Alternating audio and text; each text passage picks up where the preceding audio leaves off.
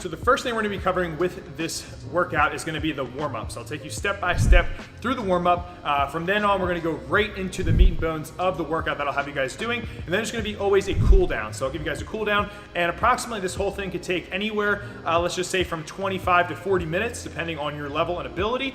So scale it accordingly.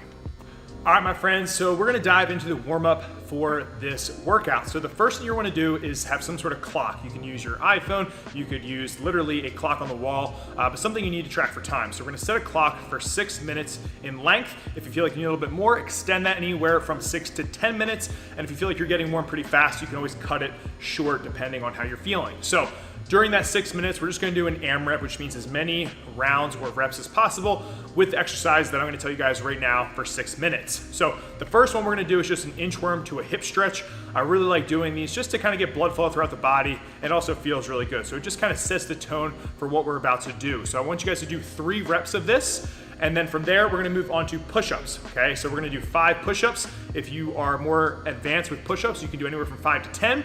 And if you are not that great at push-ups, feel free to go to your knees or modify however you need to. The next movement from there we're gonna do is just typical body weight squat. So we're gonna do 10 reps with the body weight squat. The more warm you get, if you wanna turn it into a jump squat, you can totally do that as well.